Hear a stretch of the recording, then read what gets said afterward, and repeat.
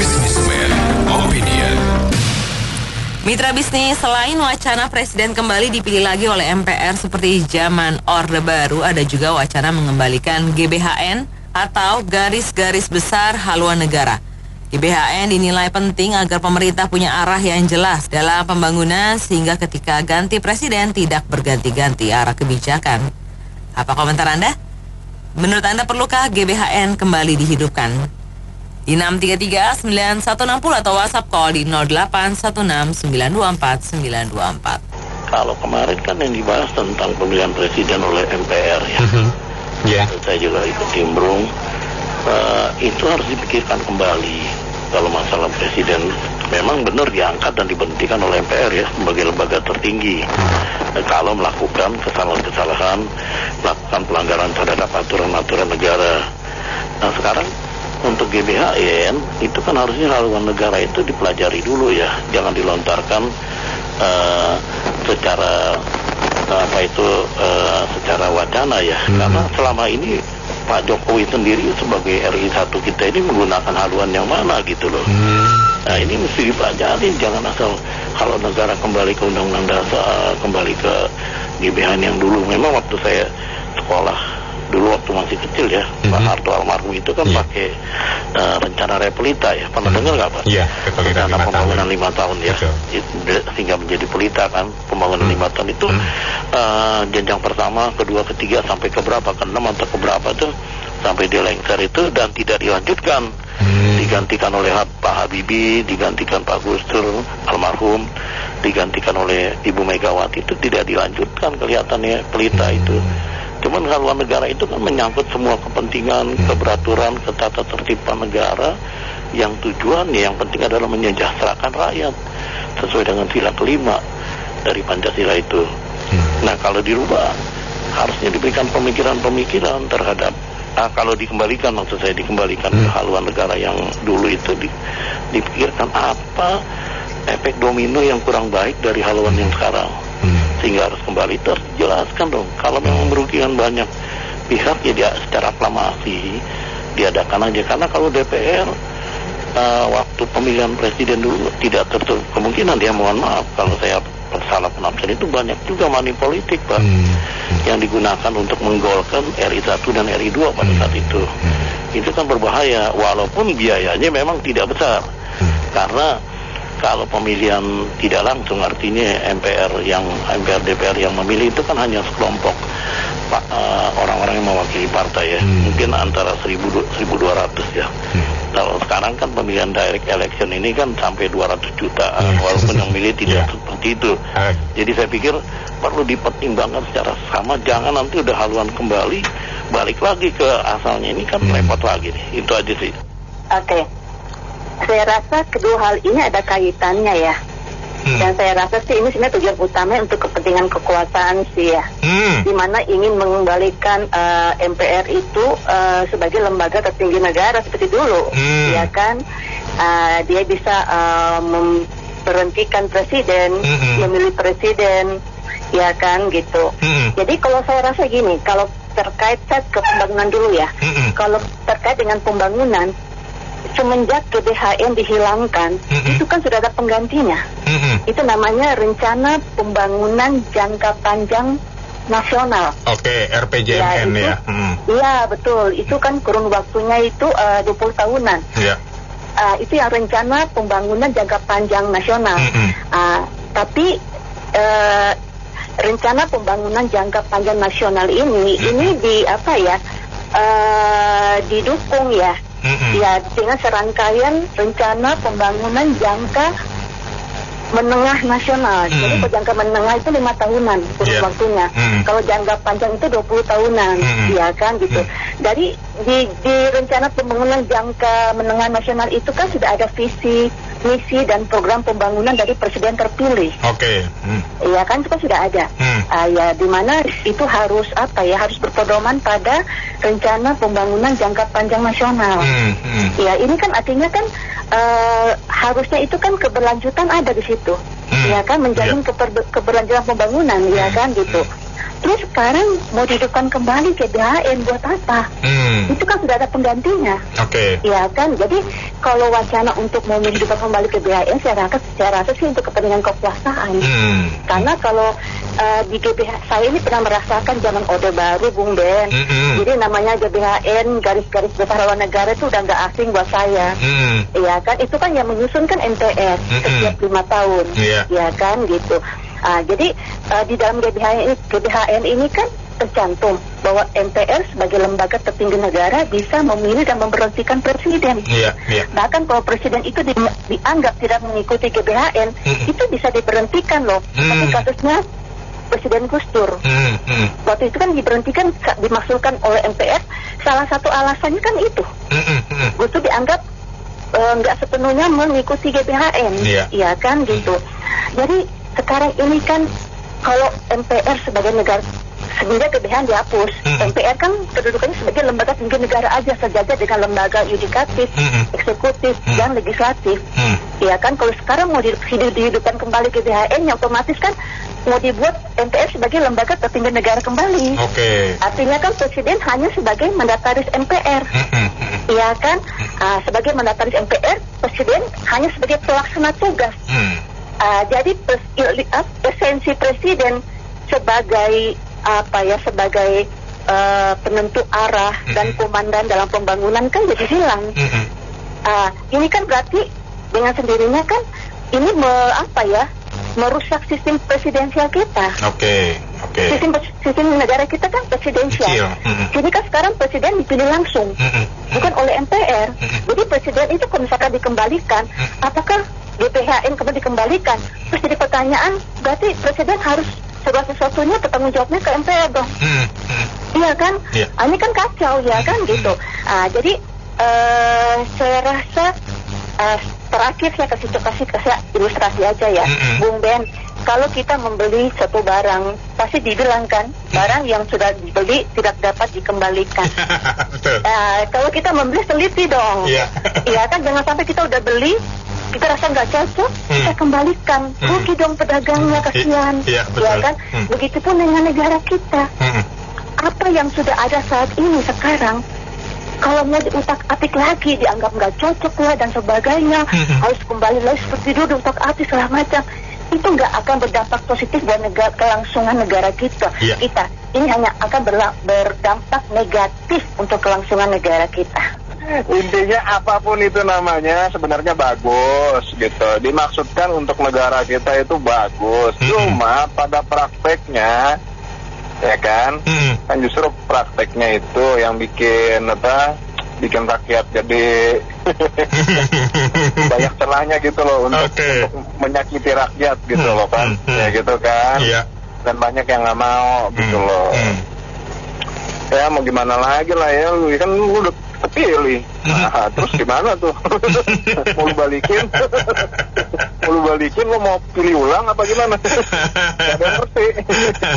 Ada yang merasa menyesal gitu. Berat di ongkos kalau balik mah.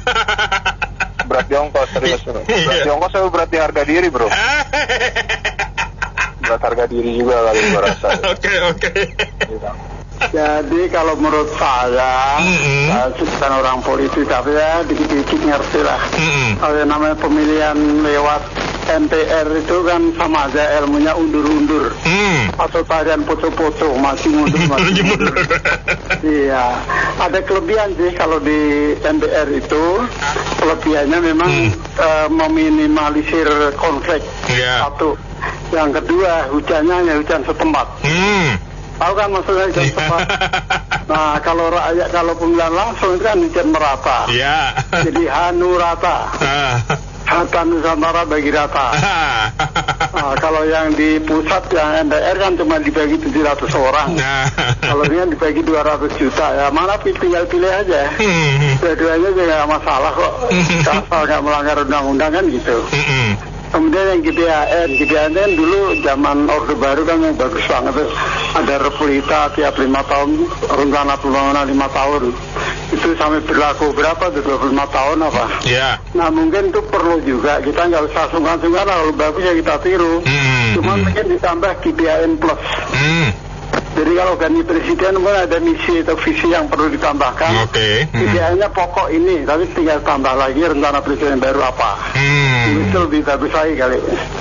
Ya kalau menurut saya sih ya GBHN kan ya sama aja itu orde baru atau orde lama.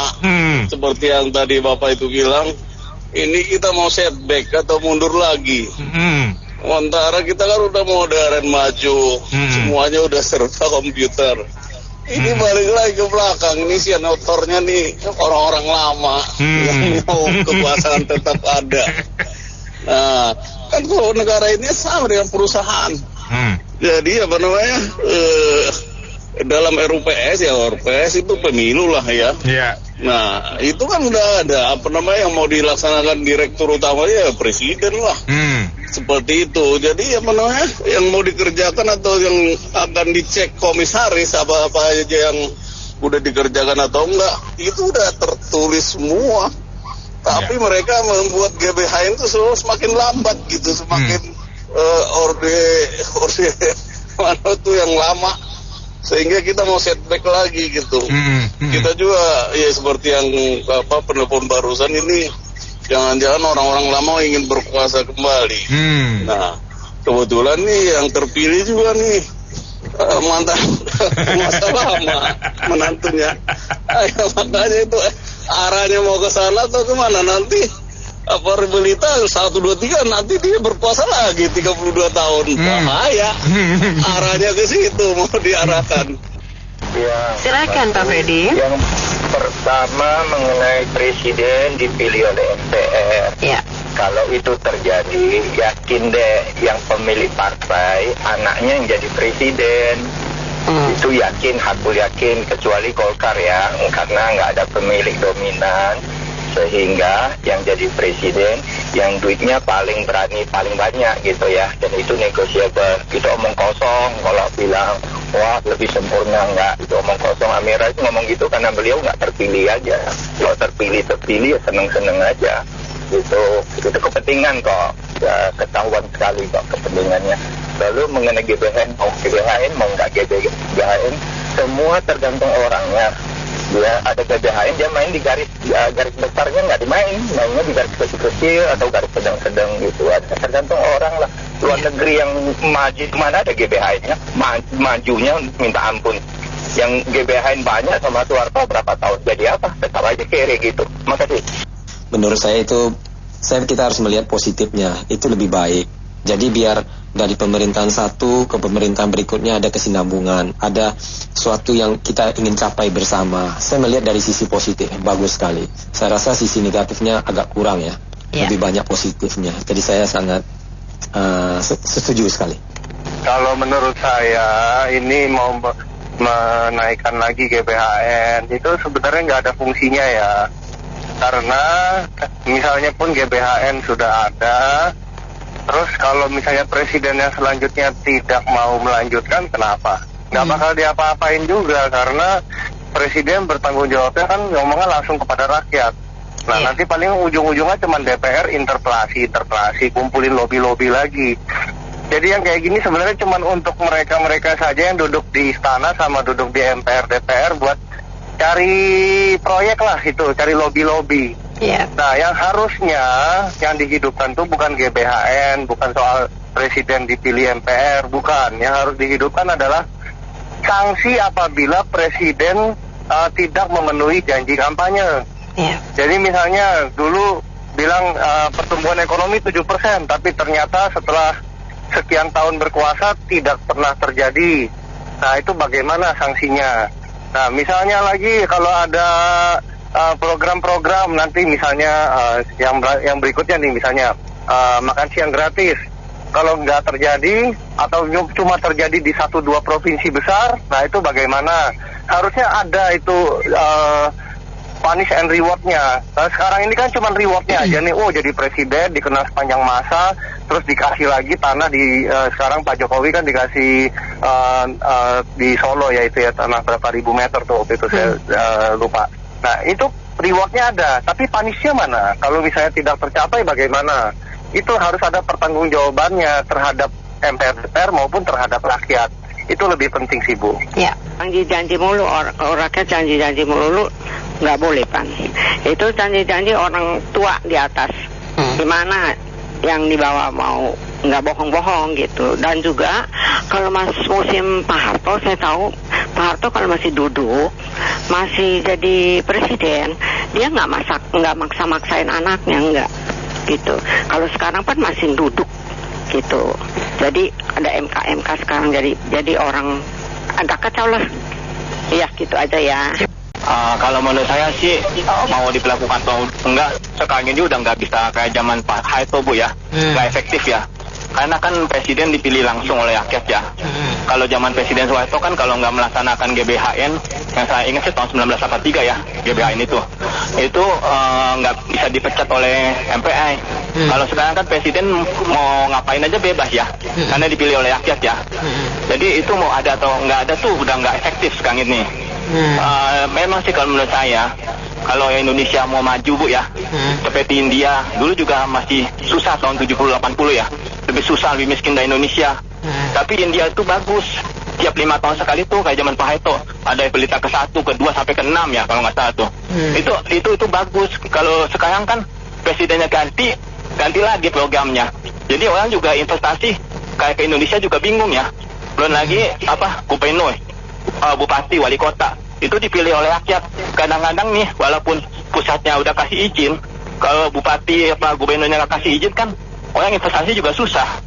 Jadi memang sih kalau menurut saya sih, kalau mau ubah semua sistemnya. Partai politik yang banyak-banyak kayak zaman dulu aja 3 aja udah cukup lah. Tapi yang penting tuh sebenarnya zaman Presiden Soeharto itu bagus Bu ya. Ada pelita 1 sampai ke 6. Cuman yang jelek itu korupsinya aja tuh. Yang korupsinya itu diberantas habis. Itu kalau korupsinya nggak ada tapi sistemnya kayak zaman Presiden Soeharto itu sebenarnya bagus. Indonesia bisa maju ke India Bu. Itu aja Bu, makasih. Sebenarnya kalau kita ngomong tentang korupsi ya, mau sistem apa saja ya, kalau mentalitasnya sama mah tidak ada gunanya. Hukumnya tidak tegas begini ya sudahlah, nggak akan bisa menganu korupsi. Kita ngomong tentang, tapi kita kembali ke topik mengenai GBHN ya. Sebenarnya memang menurut saya pemerintah itu butuh rambu-rambu, artinya butuh haluan untuk bagaimana pembangunan ini berkelanjutan sebenarnya. Cuman masalahnya, problem utama kita kalau presidennya dipilih langsung dengan segala macam janji-janji kampanye. Nah pertanyaannya, apakah janji kampanye sesuai dengan haluan negara? Kan nggak mungkin. Ya pasti mereka punya mereka punya yang keinginan yang ingin dimajukan apa gitu ya. Ini jadi problem. Jadi kalau mau ini menurut saya agak sulit banget ya. Kembali lagi ke haluan negara ya, ke GBHN itu. Pertanyaan utama lagi, apakah presidennya mau ikut atau tidak? Karena kan dia punya hak prerogatif untuk itu. Jadi ya sekedar wacana sih oke aja ya, tapi untuk realisasi ya berat lah, sulit lah. Kalau mau rombak sistem secara keseluruhan sejak awal lagi ya tapi itu kan nggak mungkin lagi, kecuali revolusi lagi, cuma ya susah banget. Ya udah, saya kira itu aja sih. Ya ini aja saya bilang, kalau bolak-balik apapun seperti bikin nasi goreng itu semuanya ujung-ujungnya kalau hukumnya tidak beres tidak akan bisa benar. Iya toh. Lah sekarang susah, tinggal kayak seperti lagu aja, janji-janji, hanya janji, tinggal mimpi. Orangnya yang dengerin gigit jari, susah makanya jadinya Mbak Anita, betul kan? Makanya bolak-balik saya orang ideologi lama, saya pikir enak ke zaman Soeharto. Lebih tenang, lebih nyaman, lebih murah, ini dengar-dengar dikit naik. Dikit naik. Supermarket, hypermarket, ket langsung semua tutup. Iya, loh ini Matahari kan di Serpong katanya tutup lah. Bagaimana? Berapa banyak PHK yang harus diiniin begitu loh, kasihan bener-bener. Ya hanya gitu aja opininya. Terima kasih. GBHN kan orde baru atau zaman dulu gitu. Sekarang kan udah serba digital. Sebetulnya zamannya berubah dan polanya juga berubah. Kalau kita balik lagi ngidupin GBHN, ya itu kita ke zaman bahola lagi gitu. Ya itu kan orang-orang lama yang pola pikir seperti itu. Berarti dia ilmunya kurang. Kalau menurut saya tidak setuju. Udah mendingan ya sekarang kan era milenial. Mendingan ya arah ke milenial semua pola pikirnya. Karena kita kan mau maju, bukan mau mundur. Itu aja. Makasih. Ya, setuju nggak setuju itu kalau saya mah mau model apa aja setuju. Moralnya, etikanya, mau ini negara maju atau mau keluarga, mau sendiri atau kantong elit-elit sekitar teman-temannya yang maju. Rakyat yang dikorbankan kok ini semua. Ya kan? Kalau mau jujur ngomong, mau GBHN bagus ada GBHN seperti kitab suci, bisa adaptasi dengan keadaan. Kalau moralnya nggak bener, dikasih jurus dewa juga dewanya mabok korupsi aja itu semua.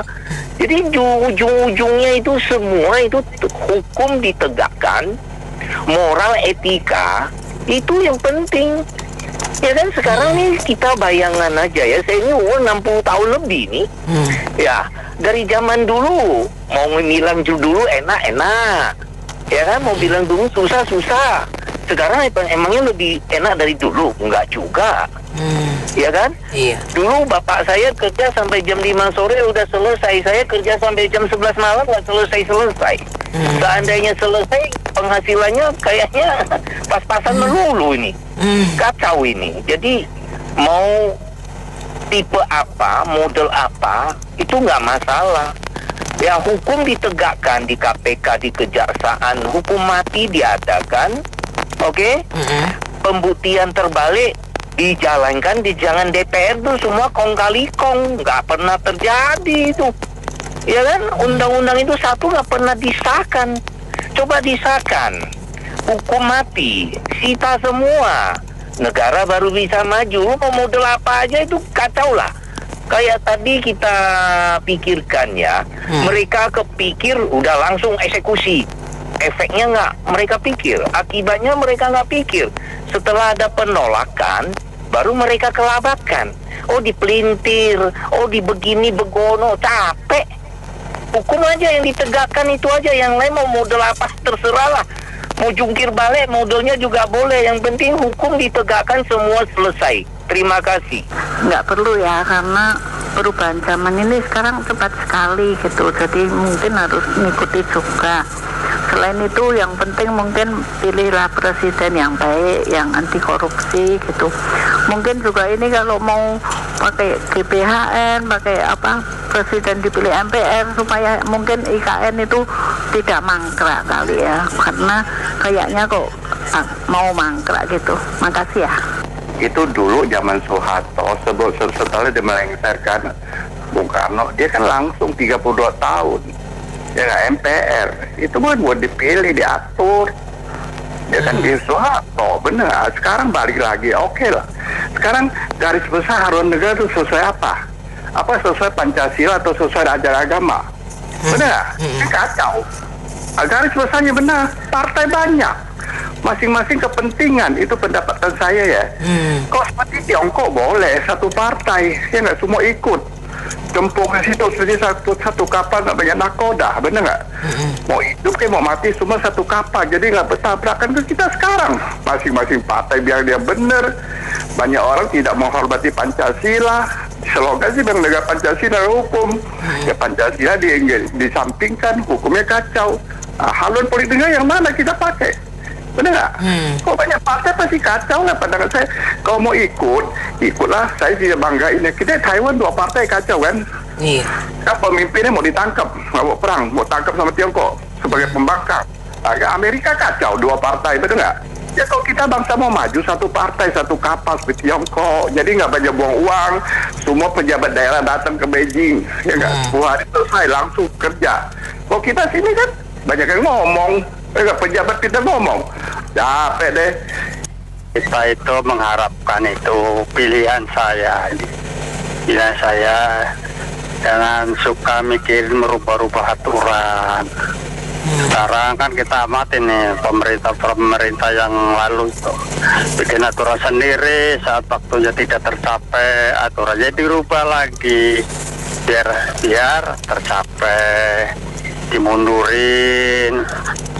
Kalau pemimpin ya carilah solusinya, nggak usah mikirin aturan, sudah ada pakai aja. Enggak.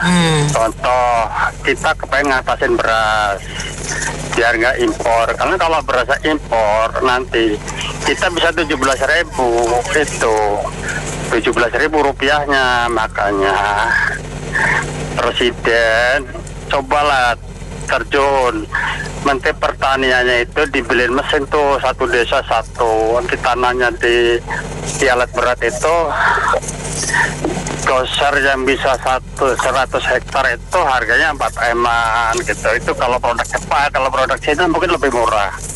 Itu petaninya itu di Kementerian Pertanian itu petani udah tua-tua, makanya petaninya itu yang ngerjain nanti Kementerian Pertanian aja, nggak usah petaninya ngerjain kerjanya. Biar apa? Biar biayanya irit. Nanti yang nyemprotnya pakai drone, yang ngerjain siapa? Kementerian Pertanian. Biar biayanya irit. Kalau biaya irit kan petani itu padinya bisa jual murah. Ntar buru-buru buka di berasnya juga bisa beli murah. Karena petaninya nggak modal bajak, dibajakin nama Kementerian Pertanian, nanti produknya bisa murah, petaninya untungnya banyak gitu. Jadi semua sekarang kan sistemnya tambah subsidi. Subsidi itu nggak nyampe sasaran, itu nyimpang di tengah-tengah, nyimpang di atas, di bawah, di tengah, nggak nyampe ke bawah. Makanya nyontoh sistem Ahok tuh bersihin Jakarta, ya kan, dipilihin pasir, beliin ini, tinggal tarik tenaga kerja. Jadi Jakarta aja bersih, anggarannya tepat guna. Begitu juga di pertanian, tinggal nyontek aja, nyontek. Kalau mau pintar saya ajarin sini ke saya. Terima kasih. Saya ngetawa dulu aja dah.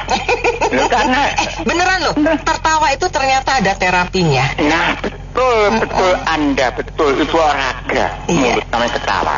Bahagia. Betul. Karena Pak pernah saya di kursus fisioterapi itu juga gitu. Iya betul sekali. Oke, mau nggak Pak Yakub? Saya sudah ketawa. Nah sekarang mau bicara saya. Iya. Kalau gitu seenak zamanku toh. Loh, lah iya toh, zaman Orde Baru. Apa kata Pak Harto? Seenak zamanku toh, kalau kembali ke situ lagi. Terserah, maaf kalau komentari kata-kata saya. Seenak zamanku toh, apa-apa murah, apa-apa aman. Beras juga bisa mandiri. Nah sekarang setelah reformasi apa? Maaf, saya non politik, non partai saya. Ini tolong dikomentari. Seenak zamanku toh 32 tahun. Terima kasih. Oke.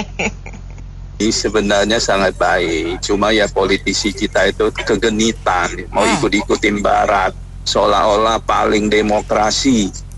Ya bego namanya. Ini lihat aja mbaknya si Pak Amin itu sekarang balik lagi mau pilih presiden dengan MPR kan, mau balik lagi. Jadi kita ini mesti dicari cara yang sesuai dengan budaya kita. Jangan sosokan ikut Amerika lah, ikut mana lah. Mereka di sana juga rusak-rusakan. Jadi demokrasi yang mode yang paling liberal itu belum tentu bagus, malah rusak-rusakan. Itu nggak ada bagus-bagusnya juga. Jadi kita lihat ya, ini terakhir ini kan janji Pak Prabowo apa, makan siang gratis 400 T ya. Kemudian gaji guru akan dinaikin 2 juta ditambahin katanya. Terus kuliah gratis. Ujung-ujungnya apa? Kemarin press conference itu makan siang cuma dapat 71 T ya.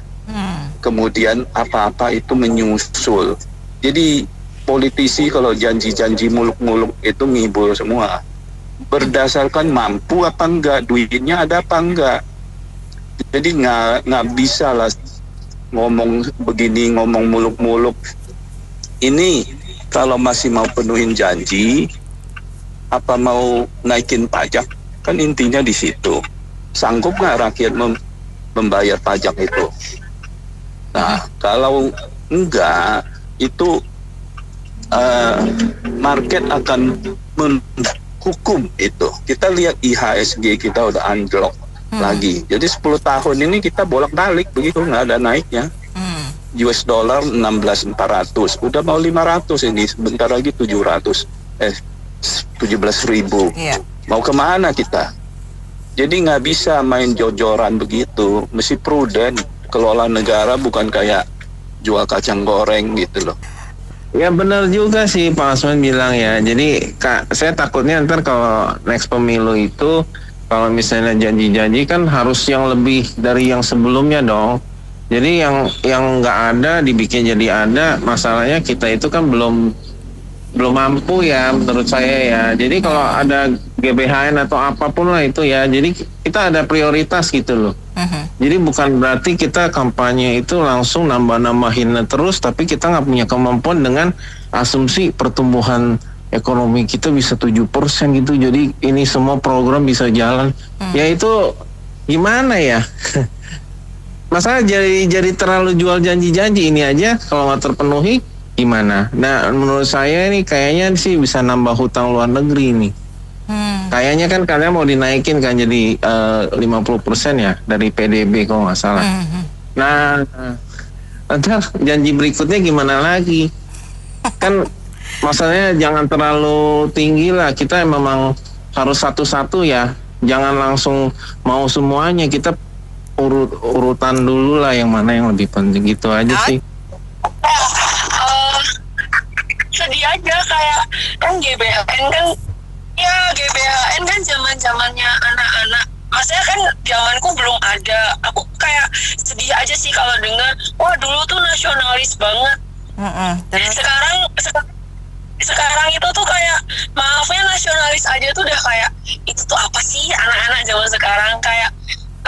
Dan kalau dengar apa-apa orang-orang pada keluar negeri karena kita nggak ada apa-apa, karena kita nggak bisa memprioritaskan apa-apa ekonomi.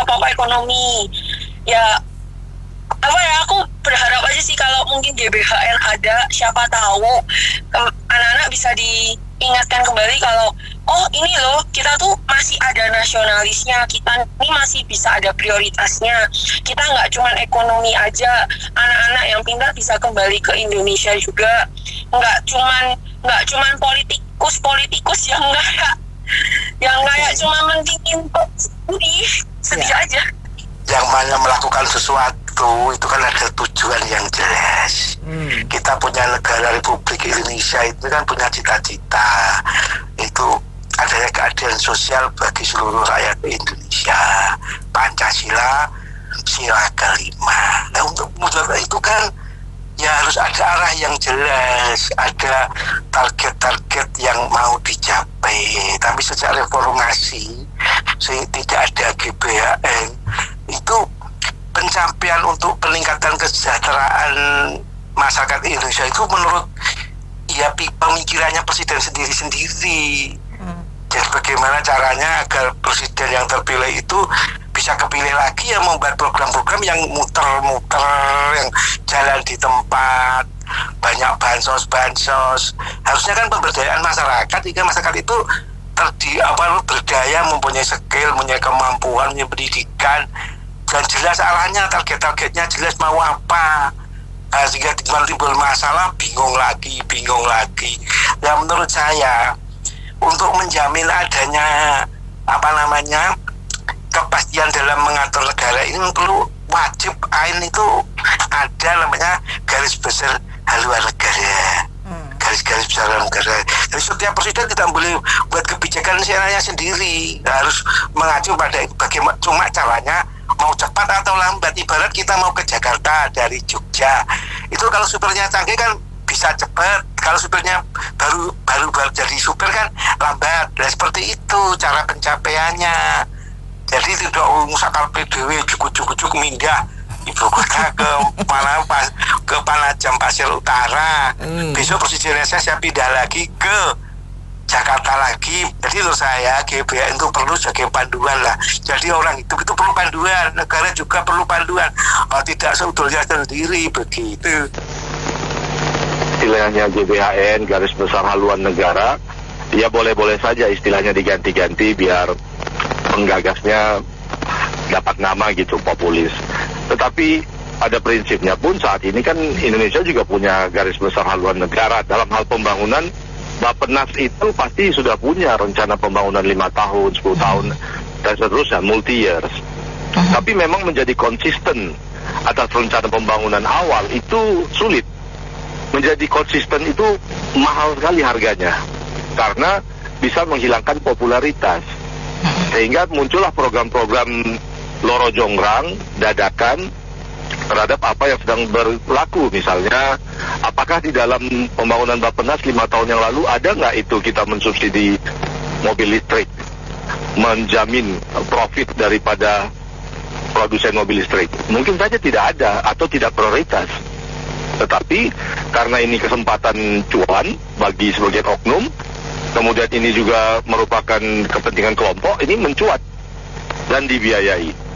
Nah, Bappenas juga pasti sudah memberikan perincian pembangunan bagi masing-masing provinsi sampai kota. Kembali lagi, konsistensi itu juga penting. Ada nggak di Bappenas, di Bapedanya DKI Jakarta di 5 tahun yang lalu menggunakan 600-an miliar untuk Formula E?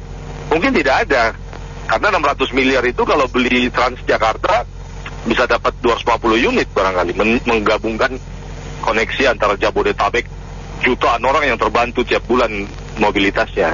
Tetapi kan tidak akan populer di depan asosiasi-asosiasi otomotif ini gitu. Jadi oleh karena itu nggak apa-apa kita kembali lagi semangatnya GBHN supaya ada haluan negara, tetapi untuk presiden dipilih lagi oleh hanya MPR atau DPR itu juga tidak benar, karena demokrasi reference seperti di Amerika atau masyarakat yang bahagia di Skandinavia itu juga negaranya bukan satu partai juga. Itu juga negaranya bukan presidennya dipilih oleh DPR-nya, itu juga pemilihan yang jauh lebih rumit, sistem Kaukasus dengan one man one vote. Jadi jangan karena partai-partai ini ingin mendapatkan revenue stream yang lebih besar, mendapatkan deal-deal yang lebih closed door, terus menggiring bagaimana nanti pembuatan undang-undang pemilihan presiden jadi tertutup. Ini saya pikir kepentingan oligarki di belakangnya kalau gitu. Terima kasih. Perlu ya GBHN, tapi yang lebih penting lagi itu harus dijalankan, langsung dieksekusi, dipraktekkan. Jangan cuman sekedar aturan ya, tapi tidak dijalankan. Sejujurnya saya tidak setuju apapun alasannya, karena saya tidak pernah akan percaya, apalagi setelah saya baca-baca ternyata ini ada usulan dari partai yang sok merasa pemilik daripada negeri ini. Saya nggak perlu nyebut apa partainya, udah tahu deh apa. Jadi ketua umumnya yang seolah-olah selama ini bertindak seperti dia adalah satu-satunya pemilik negeri Indonesia. Itu pengusulnya. Jadi saya tidak setuju apapun alasannya. Kenapa? Karena nanti bisa dibredel ke yang lain-lainnya. Karena GBHN itu luas ya, termasuk juga nanti undang-undang dasarnya, wah terus kacau. Dan kalau masalah program daripada kepemimpinan atau negara kita, itu sebenarnya kan udah ada RPJMN kalau nggak salah ya, yang dinamakan Rencana Pembangunan Jangka Panjang. Itu aja yang disahin, yang diharuskan. Sudah nggak usah bredel-bredel yang namanya GBHN. Jangan setback ke belakang. Nanti kita nggak bakal punya waktu untuk monitor mereka kerjanya apa. Kenapa saya katakan seperti itu? Ini negeri kita sekarang ini kan presidensial. presiden dipilih oleh rakyat, jadi presiden yang memimpin, lalu DPR yang ngontrol. DPR pun dipilih oleh rakyat. Seharusnya legislatif dipilih oleh rakyat. Setelah DPR itu duduk sebagai wakil rakyat, bukan mendengarkan partai. Nah, tapi faktanya selama ini DPR itu kan pemimpinnya partai, bukan pemimpinnya politisi yang kita pilih. Terus belum lagi nanti kalau presidennya dari partai juga diintrap kebijakannya oleh ketua partai. Kalau ketua partainya waras nggak apa-apa, kalau nggak waras repot. Ditambah lagi politisi, politisi kita itu kalau duduk jadi menteri nggak usah pakai alasan apapun deh. Saya tidak akan mengatakan siapa menterinya ya, tapi yang jelas cenderungnya adalah berdagang atau cari uang. Cari uang untuk apa? Ya, untuk elit. Kalau mau dibredel itu amat sangat menakutkan. Jadi sebenarnya yang salah itu adalah satu, kualitas daripada elit politik kita, elit politisi kita. Kalau elit politisi kita selama ini hanya pikirannya mencari uang, ya repot, negeri ini nggak bakal akan maju-maju. Itu yang jelas. Ya udah, contohnya nggak usah kita nyalain ketum partai atau siapa yang merasa oke, gini aja. Kenapa Ahok tidak diajukan menjadi DKI 1? Terus kenapa selalu saya mengatakan bahwa kalau dulu Ahok saya percaya, tapi kalau sekarang saya nggak percaya. Karena apa? Karena nanti menjadi putusan partai, bukan DKI 1. Petugas partai. Iya, ini masalahnya. Lah, kalau petugas partai terserah dari partai kan.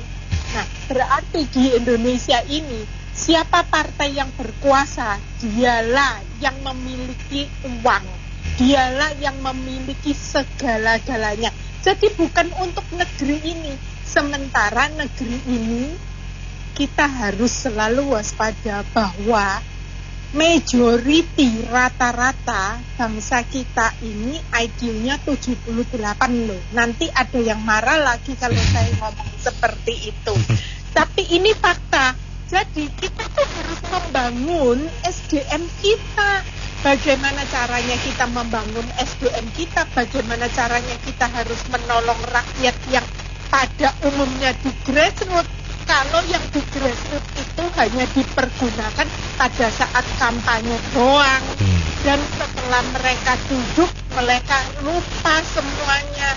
Contoh yang di DPR koar-koar itu, apa yang dikoar-koarin, dan yang dikoar-koarin itu intinya adalah membodohi masyarakat, dianggapnya masyarakat itu nggak ngerti apa-apa. Terima kasih. Sebenarnya gini negara kita ya, saya mau robah dikit kata-kata. Mereka tuh bukan elit, bandit politik partai. Bener nggak bandit? Kalau elit kan nggak mungkin dong, elit kan memang berhebat, itu bandit. Ya kayak itulah negara kita. Ya negara kita tuh sesuai umur saya nggak usah pusing. Memang begitu modelnya, mutunya, KW-KW, mau diapain? Ya Pak, menurut saya GBHN itu penting. Jadi kita kalau mau bangun rumah itu kan harus digambar dulu. Bentuknya, modelnya apa. Kalau gambar arsiteknya udah bener, kontraktornya mau ganti 3 kali nggak apa-apa, tetap mengacu pada itu. Baru bisa jadi rumah yang bagus. Sekarang negara kita ini yang mimpin pejabat baru, peraturan baru, presiden naik, aturan baru. Bolak-balik. Kalau yang seneng dilanjutin, yang rivalnya seperti Anies Ahok punya nggak dilanjutin, ya gitu aja kerja negara kita, bolak-balik kayak gitu. Negara ini nggak bakal maju Pak, mental manusia kayak begitu. 1000 tahun lagi juga bisa sama terpuruk ya. Ya udah kita terima aja lah, ya berjemaah aja, ikut-ikutan aja udah. Mau korup ya korup gitu aja ya. Apa ya, nurut sama programnya pemerintah kita tegang gitu, ganti hati nurani gitu. Jadi hati kita agak terhibur. Ya, saya pikir ya ini ada sebuah atau sekumpulan oknum ya yang sedang mencari eksistensi jati dirinya melalui instrumen hukum atau instrumen kewenangan gitu. Jadi mereka ini barangkali setelah bertugas 5 tahun atau 10 tahun merasa, loh saya ini nggak ada gunanya juga sebenarnya. Jauh di dalam lubuk hatinya dia merasa nggak ada gunanya gitu, walaupun jabatannya ada. Karena bikin undang-undang nggak bisa, minta hak pengawasan nggak bisa, tapi ada di struktur keterwakilan rakyat gitu. Nah, sehingga dicari-carilah apa ya yang bisa saya lakukan. Selama ini saya misalnya menjalankan 4 pilar, 5 pilar, 6 pilar dan seterusnya, tapi kok kurang greget gitu, tidak punya dampak langsung gitu. Karena kan strategi implementasinya hanya melalui seminar-seminar, advokasi dari hotel ke hotel, kira-kira begitulah yang minimal yang saya paham seperti itu. Sehingga oknum ini test the water, entah itu melalui melalui jasa pinjam tangan, pakai konsultan komunikasi, atau pakai wacana-wacana di media mainstream untuk pakai GBHN, presiden dipilih langsung oleh MPR, DPR. Nah ini kan kita harus tahu sebenarnya oknum mana yang sedang mencari eksistensi dirinya melalui instrumen kewenangan.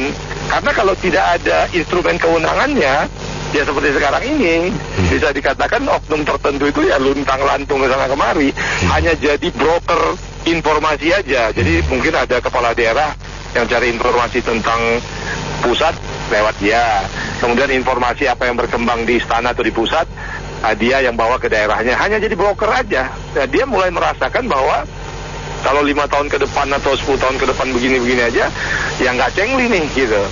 Saya harus cari yang punya kewenangan direct, karena definisi dari power adalah kewenangan untuk langsung merubah situasi. Dan dia tahu selama 5 tahun ini dia nggak bisa merubah apapun. Kadang-kadang mungkin di rapat-rapat DPR juga nggak diundang. Bahkan keputusan-keputusan legislasi penting juga nggak dilibatkan gitu. Jadi saya pikir jelas kita tahu ini berhembus mungkin dari mana, untuk kepentingan siapa. Dalam dunia intelijen kalau ada sesuatu yang sedang tren seperti ini, kita harus lihat who's benefit from this gitu. Dan mungkin masyarakat bisa menjawab who's benefit from this. Kalau GBHN dan presiden dipilih langsung oleh MPR DPR, ya siapa yang benefitin? Ya mungkin dari mereka lah asalnya gitu. Terima kasih. Kita sudah tahu ya bersama bahwa di negara ini politik itu berkelompok sifatnya. Dan kalau ada isu-isu apapun tentang politik, tentu dari kelompok tertentu, untuk keuntungan tertentu, kemungkinan seperti itu. Dan ada yang isunya tentang batas usia akhirnya diwujudkan, ada yang isunya tentang merubah amandemen undang-undang dasar, ada yang isunya tentang lain-lain, tapi ke politik, nanti menyinggung ke hukum, kadang-kadang seperti itu. Itu kelompok-kelompok tertentu di negara ini. Mereka disebut elit politik. Itulah penggerak di negara kita politik, kemungkinan seperti itu. Dan tentang kalau mau dikembalikan ke sistem baru, saya pikir kejujuran itu penting. Hati nurani dipakai, akal sehat dipakai, dan tidak melanggar undang-undang. Karena ada pasal 6A, perubahan undang-undang tahun 2001-2002, undang-undang dasar 1945, yang dia mendapat 4 kali, di mana di situ disebutkan untuk menyelenggarakan pemilu itu harus secara luber, langsung luber dan juga jujur dan adil. Jujur dan adilnya juga harus ditepati, jangan lubernya doang seperti terbaik ini kemungkinan ya. Dan haluan negara, garis besar haluan negara itu kan setelah program-program yang menjadikan haluan dari pemerintah yang akan dijalankan. Ya harus konsisten. Pertama, mutunya harus bagus. Antara teori dan praktek harus sama bagusnya. Dan itu harus konsisten kalau bisa. Jangan bagus 1-2 tahun, tahun ketiga, keempat, kelimanya kendor. Kan sama juga hasil akhirnya tidak bagus atau kurang bagus. Jadi harus konsisten, berkuasa 5 tahun atau 2 periode ya 2 periode itu bagus atau 5 tahun itu bagus, menyatakan seperti itu. Dan ini memang untuk membuat negara maju dan bagus, kemungkinan seperti itu. Ya, kalau saya sih setuju ya kalau GBHN dilanjutkan itu, jadi ada perencanaannya dalam menjalankan roda pembangunan Indonesia ini. Kalau sekarang kan apa otaknya masuk jalan, nggak tahu tuh basicnya apa, dia itu main jalan-jalan aja, nggak tahu semuanya rusak, amburadul semuanya negara ini, semuanya serba dipaksakan, segala sesuatu yang dipaksakan hasilnya nol. Kita lihat tunggu tanggal mainnya. Jadi kalau untuk pemilihan presidennya tetap di tangan rakyat, karena sekarang ini MPR kerjanya apa? Kita tidak melihat kerjaan MPR. Presidennya berjungkir balik, mau gimana-gimana, atraksi gimana, akrobat bagaimana, MPR-nya masih mempem juga. Duduk datang dengan manis, setiap bulan dapat gaji, ya kan? Harusnya mereka bersinergi antara pemerintah dan MPR itu menyusun untuk pembangunan 5 tahun ke depan. Rencana-rencananya, ya itu kembali lagi saya bilang, jangan ada cewek-cewek lagi. Kalau ada cewek-cewek lagi, cawe-cawenya rusak jadinya. Indonesia ini akan begitu terus ya, dalam arti kata pemain sulapnya banyak lagi. Kalau misal akhlak dan moralnya tidak diperbaiki juga ini wakil-wakil rakyat dan majelis MPR-nya ini. Karena kita lihat dari reformasi ini, MPR ini tidak kelihatan kerjanya apa mereka ini. Cuma datang, duduk, dengar uang. Nggak ada kontribusinya ke negara ini. Apa hasilnya? Mbak sendiri tahu nggak hasilnya sampai detik ini? MPR tidak ada kan? Iya, enggak. Fungsinya apa? Dipilih rakyat katanya. Fungsinya apa? Yang ada bersuara terus kan DPR sekarang ini. Cuma menonton mendengar saja mereka ngomong. Setiap bulan gajian. Iya enggak? Iya. Jadi kembali lagi kita bilang segala sesuatu yang dipaksakan itu rusak semuanya. Ya, kita tunggu hasilnya dan kita lihat nanti hasilnya. Jangan negara kita sendiri aja, apapun yang kita paksakan itu kalau dengan tidak sesuai dengan ekspektasi kita, rusak kita punya rencana semuanya. Iya. Jadi tadi ada bapak itu bilang dolar akan 17. Kita lihat sampai finishing nanti dolar ini, mungkin akan bergerak di atas 17 kali. Begitu finishingnya. Karena dari 2014 sampai detik ini dolar tetap aja tidak ada pengaruh turun ke bawah. Untung-untung alhamdulillah saya berdoakan kalau misalnya finishing bisa turun lah 14 minimal. Angkat topi saya. Begitu saja, makasih. Assalamualaikum. Baik, terima kasih Pak Hendri dan semua mitra bisnis yang sudah bergabung dalam sesi kali ini. Sesi berikutnya kami buka di pukul 11.30. Saya Anita Wijaya.